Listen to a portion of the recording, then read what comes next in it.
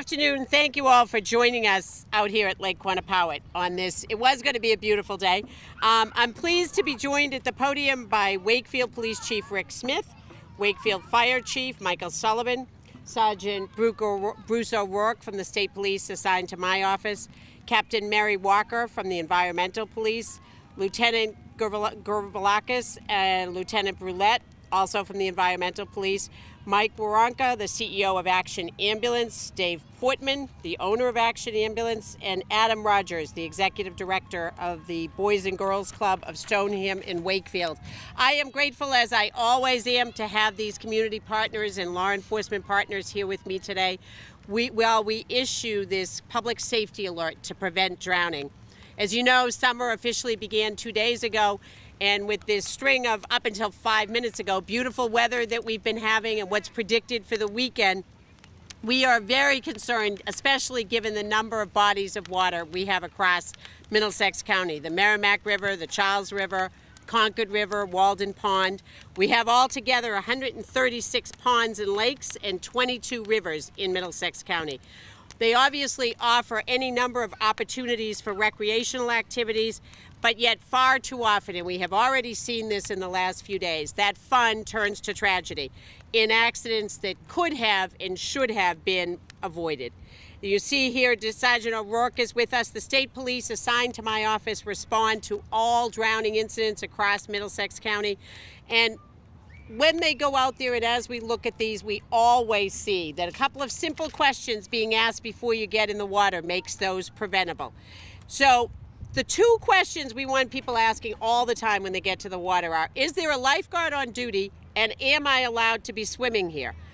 Be aware of where you are. Look for signs about when you're able to swim there, what hours the lifeguards are on duty.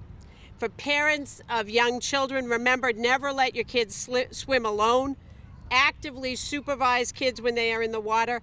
And even adults, as we've already tragically seen this spring, even very experienced swimmers can get in the water and have a problem. Don't be in there alone. With children, remember that even 2 inches of water can be sufficient to cause a drowning, and it can occur within 20 seconds. We also recommend that supervising adults know first aid and CPR. We encourage parents to get their children into swim classes. Most communities are offering classes at their Y. In this area, the Stoneham and Wakefield Boys and Girls Club offer classes to the public.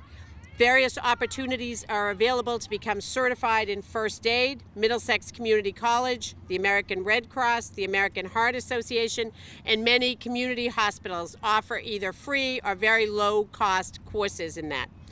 And just to give you an idea of the perspective of this, in 10 years, 2005 to the present, the Center for Disease Control reported that every single day in the United States, 10 people die in a water-related incident, non-boating, so being in the water, swimming or doing something else, some other kind of recreational activity. Of those, 5,000 are children. And 15% of those children, or 750 kids, do not survive that water incident. They actually drown in that water. Another 150 of them are left with severe brain or physical injuries. That is what we're looking to prevent as we go forward into the summer. My hope is that this alert today and the rescue you're about to see will really raise community awareness. We also have for folks just some water safety tips that put together by my office. We're happy to give these out, ask you to take them to places where you know there may be parents and young kids. And by being responsible and vigilant about the water, we can get to the end of the summer with people being safe and having had a wonderful summer rather than some type of tragedy. I'm now going to turn the podium over to Captain Mary Walker from the Environmental Police, who's going to talk about waterway safety, including regulations for those in boats and their passengers on our waterways. Captain. I'd like to thank the District Attorney, Ryan, for inviting us out here and allowing us this opportunity to speak to you regarding what's important to our agency, clearly boating safety. Unfortunately, in 2015, across the Commonwealth, we had 5 boating fatalities. Currently, in 2016, we're looking at 4 fatal boating-related deaths to date. 2 of those fatals happened from paddlecraft, such as we have out here in the background or off to our side. Canoes and kayaks, stand-up paddleboards. 2 of our fatals so far in 2016 have happened from motorboats. All of these fatals were simply from falls overboard. People just simply left the boat unexpectedly. None of these individuals were wearing life jackets.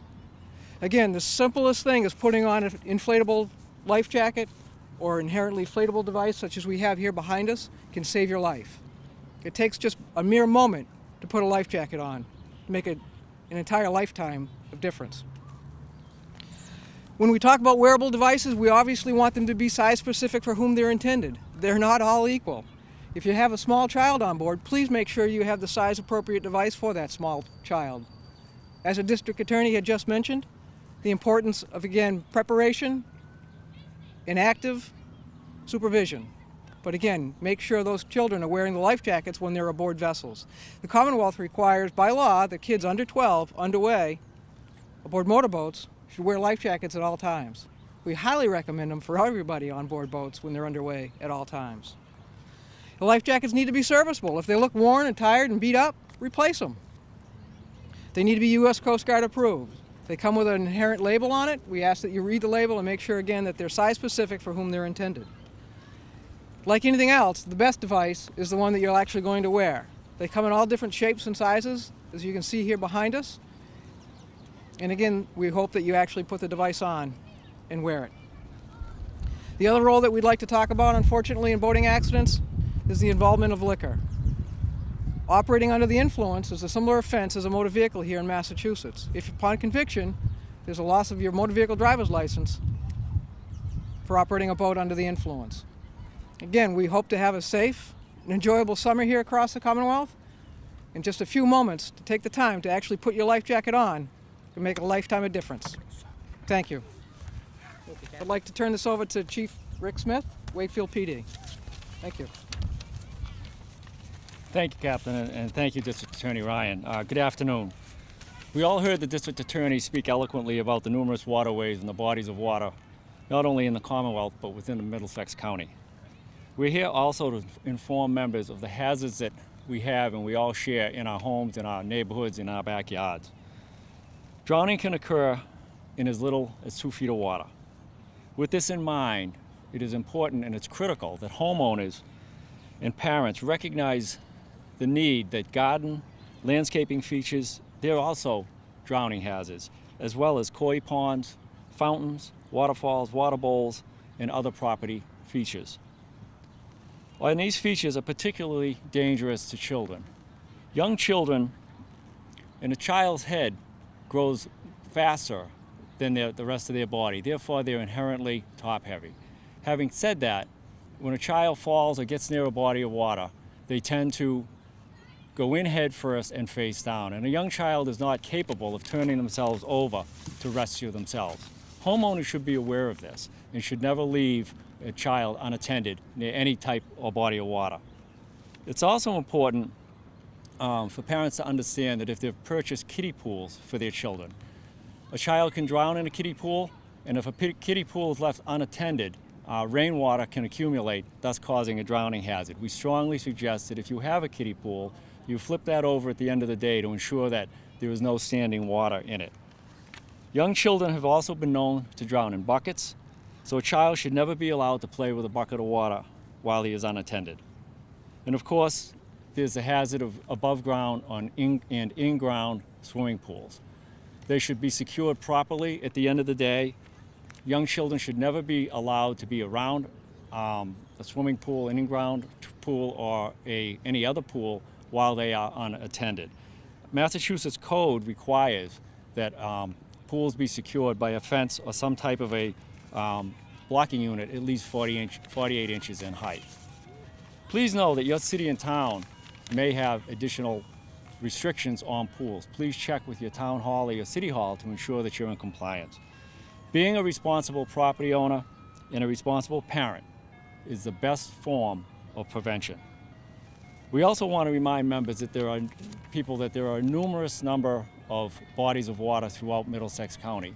If you're going to attend these bodies of water and swim in those bodies of water, make sure that there's a lifeguard available and read the posted signs that tell you the rules and regulations of that body of water. Having said that now, I'd like to turn the podium over to Mike Waronka, who is the CEO of Action Ambulance. Thank you.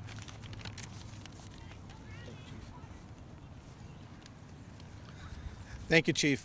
One reminder I wanted to provide to everybody is that just keep in mind that 90% of the drownings that occur happen within a freshwater setting and only 10% in a saltwater setting. For some reason, people feel more comfortable in being in that freshwater area or more safe, and that is anything but true.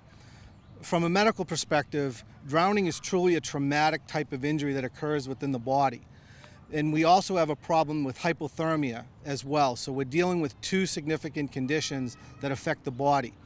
So as a result, treatment of those types of patients becomes very complicated and necessitates transport to special centers to be able to deal with those types of situations.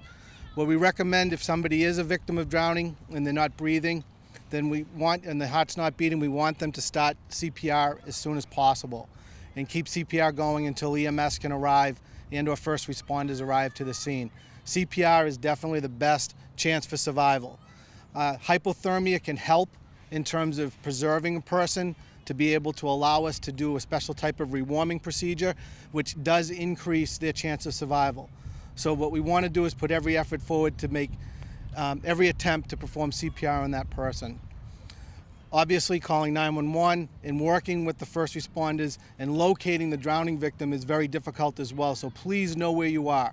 Please be able to describe to people in terms of your exact location so that first responders can get to the location to provide additional assistance.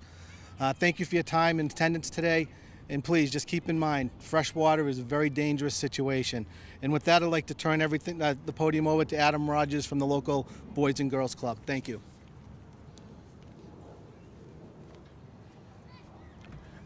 Thank you. So for us at the Boys and Girls Club, we're interested in paving the way for great futures for the kids in our communities. And a kid can't have a great future if they're injured or die in an aquatic accident. So it's incredibly important for us that kids learn some basic water safety, and that's why we're proud to be one of many organizations in the area that offer no cost or very low cost swimming lessons for children in our communities.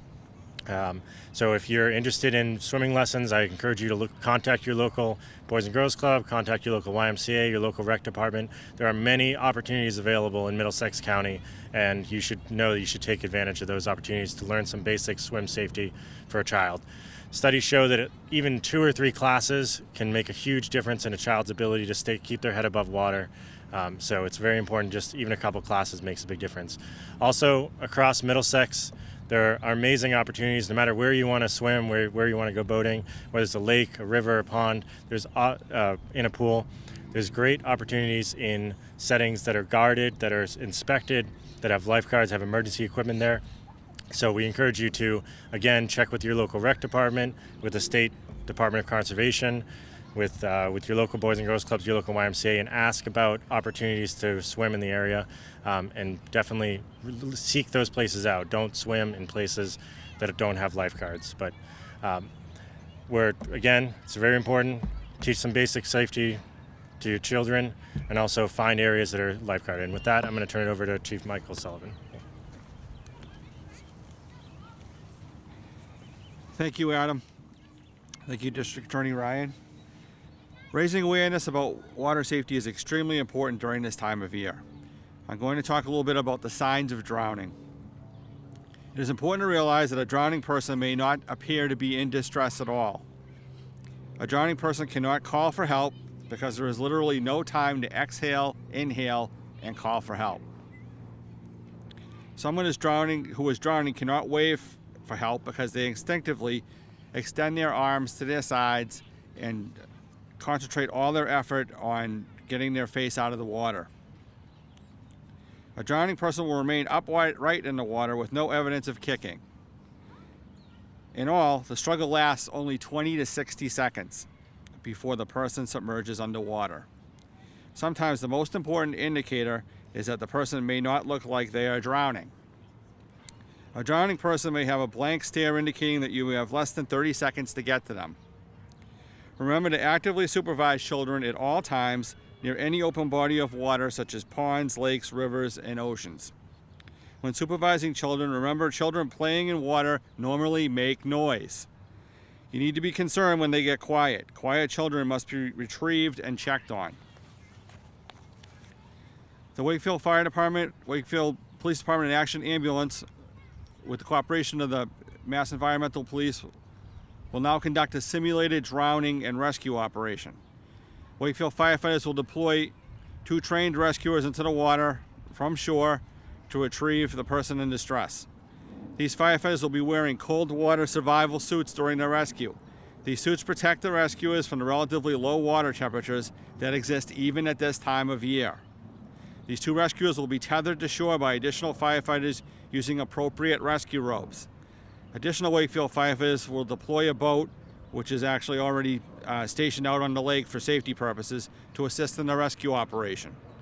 2 firefighters will make contact with the victim and safely escort her back to shore. The victim will then be evaluated by Action Ambulance paramedics and transported to an area hospital for follow-up care. The drill will now commence, and just to give you guys with the cameras a heads up, it's going to be over to the right on the far side of this sign here, between this sign and the next sign over. We're actually simulating, it'll take a minute or so for them to come down, but we're simulating a response time. One thing to keep in mind as you watch this is we know where the person went in the water. It is not dark out, and we don't have a beach crowded with frantic people who've been looking for whoever went in the water. And you will still see why the prevention is so important, because even with the fire department right here with a boat out on the lake, look at your watch and see how long it takes to get to them and get them out of the water. And then think about if this is dark or if we aren't really sure where the person went under the water, and if the rescuers have to make their way through a big crowd of people who have blankets and everything else spread on the beach. That's what makes you realize how important it is that we not get to this stage.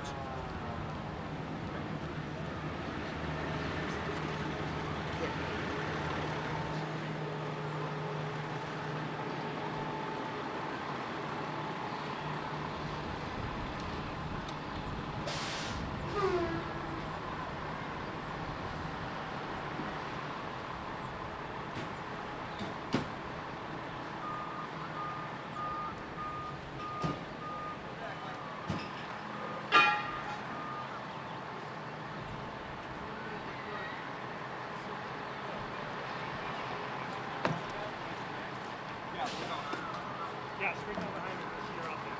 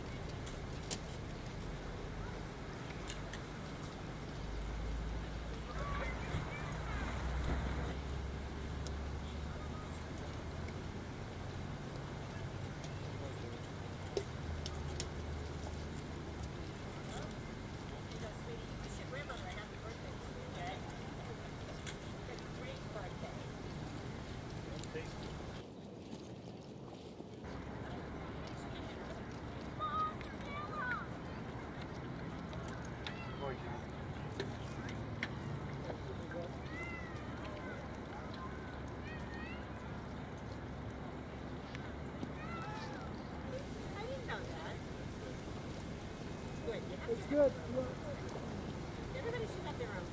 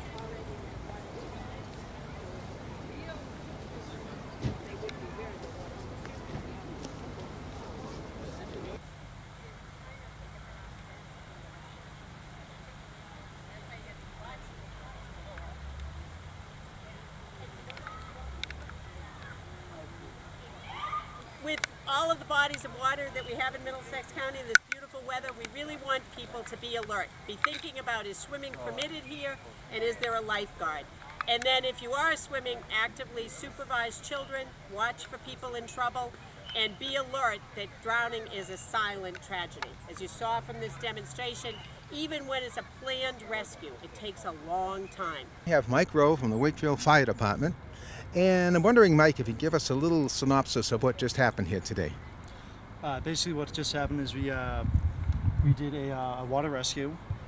It's basic training that we have here. We do it on the norm here at the fire department, and we had one of our individuals, one of our employees here, act as if she was drowning, and we had a full response with all the engines and all the rider companies, and we came out, set up the Boston Whaler and the Avon boat, and swam out there and got the victim to safety.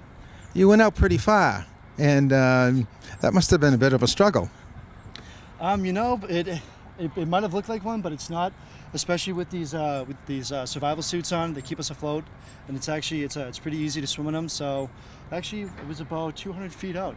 It actually went pretty smooth. Now, in the survival suit, does it keep you totally dry? It does. It does. Prevents all water from getting in. So Wow, and it keeps you buoyant too? Keeps you buoyant, it does, and in the wintertime it actually keeps you warm. So if you had to obviously go over your head, it would keep you from sinking? It does. That's actually the main purpose of the suit, is to actually keep you from becoming a victim yourself in the water. How long does it take before you get the word to get that dressed up and actually in the water? Actually, to get dressed up and in the water, to put this on, it takes less than a minute. Wow, that's amazing. Of course, everything has to be quick. Everything has to be in under a minute, yep. A minute, That's wow. That's how we do it at the fire department. Everything is on within a minute and responding. So it's no difference from the regular fire gear and the survival suit. Well, you guys do a great job here in Wakefield, and we're proud of you. And I know Chief Sullivan is dedicated as well as anybody else there too. But Well, thank you. I appreciate it. okay, thanks very much. Bye.